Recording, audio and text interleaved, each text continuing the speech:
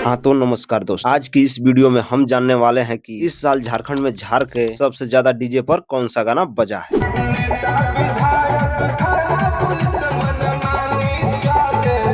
बना रहे वीडियो में लास्ट तक। इसमें भोजपुरी, मगही और झारखंडी गाना भी होने वाला है, मतलब खोरटा।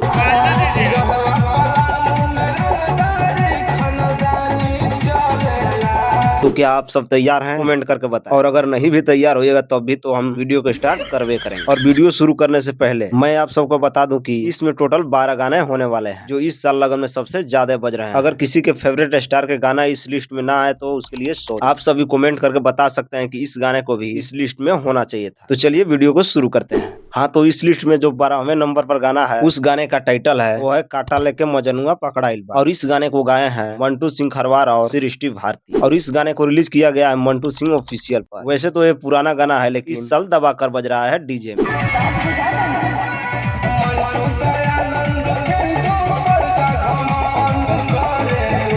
चलिए अब बात करते हैं 11वें नंबर। तो आप सबको बता दूं कि इस गाने का टाइटल है चोली के समान। और इस गाने को गाए हैं आशीष यादव और खुशी कक्कर। और इस गाने को रिलीज किया गया है आशीष यादव इंटरटेनमेंट पर। मेरे हिसाब से तो ये गाना बहुत अच्छा है लेकिन डीजे में थोड़ा कम बज रहा है।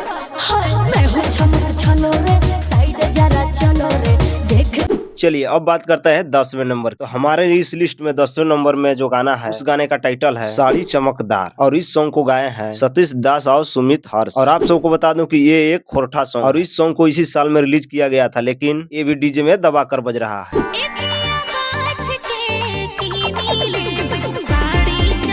चलिए अब बात करते हैं 9वें नंबर। आप सबको बता दूं कि 9वें नंबर पर जो गाना है, उस गाने का टाइटल है राइफलवा लेबऊ दहेज में, जिसे गाया है अमित आशिक और सृष्टि भारती। और इस गाने को रिलीज किया गया है मीरा मघी इंडिया पर। वैसे तो इस गाने को 4 महीना पहले रिलीज किया गया था लेकिन रंगदार का बारात पहले नहीं था, अब जाकर आया, इसलिए ये गाना अब जाकर डीजे में बज रहा है।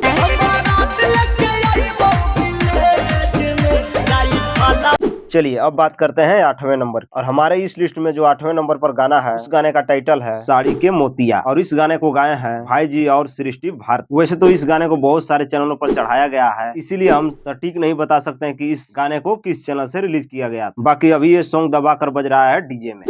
साड़ी के मोतिया झड़ी गए।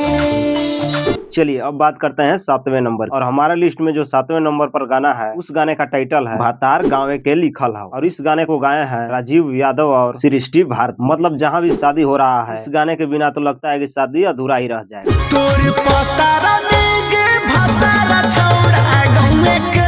चलिए अब बात करते हैं 6ठे नंबर। और हमारे लिस्ट में जो 6ठे नंबर पर है, उस गाने का टाइटल है किंग हियो जमुई जिला, जिसे गाया है गुंजन सिंह और सृष्टि भारती। वैसे तो इस गाने को पहले नहीं बजाया जा रहा था लेकिन कुछ दिनों से ही इस गाने को खूब दबाकर बजाया जा रहा है। तेरे चलते घुंघरू पहिर लिया रे, नाच के सामान से। चलिए अब बात करते हैं 5वें नंबर। और हमारे इस लिस्ट में 5वें नंबर में जो गाना है, उस गाने का टाइटल है गोली चोली पर चलता। और इस गाने को गाए हैं राजीव यादव और खुशी कक्कर। और इस गाने को रिलीज किया गया है राजीव यादव ऑफिशियल पर। और इस गाने को बिना तो रंगदार डांस भी नहीं करते, भले 2 पैक या 4 पैक लगा लें।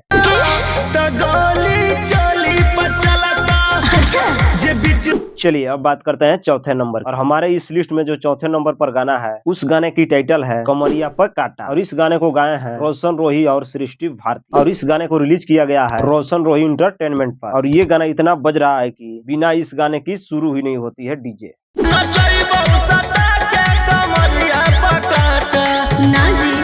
चलिए अब बात करते हैं 3रे नंबर की। हमारे लिस्ट में जो 3रे नंबर पर है, उस गाने की टाइटल है जेल यात्रा। और इस गाने को गाए हैं रोशन रोही, मतलब ये सोलो सॉन्ग। और इस गाने को रिलीज किया गया है रोशन रोही इंटरटेनमेंट। और इस गाने के बारे में तो आप सबको बताने की जरूरत ही नहीं है, क्योंकि आप खुद जानते होंगे कि ये गाना कितना बज रहा है।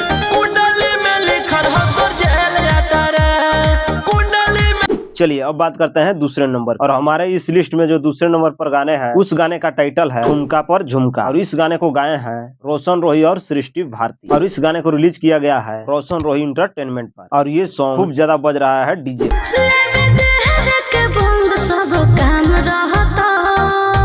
चलिए अब बात करते हैं उस गाने के बारे में जो नंबर 1 पर है और जिसे जानने के लिए आप बेसब्री से इंतजार कर रहे हैं। उस गाने का टाइटल है नाच नागिन जैसन और इस गाने को गाए हैं रोशन रोही और खुशी कक्कर और इस गाने को रिलीज किया गया है रोशन रोही इंटरटेनमेंट। वैसे तो इस गाने के लिए कॉपी का भी रोशन रोही पर आरोप लगा और ऐसा बताया जा रहा है कि इस गाने को डिलीट भी कर दिया गया था, लेकिन फिर से ये गाना वापिस आ चुका है, जो कि जनरेटर चालू होते ही इसी गाने को बजाया जाता है डीजे पे।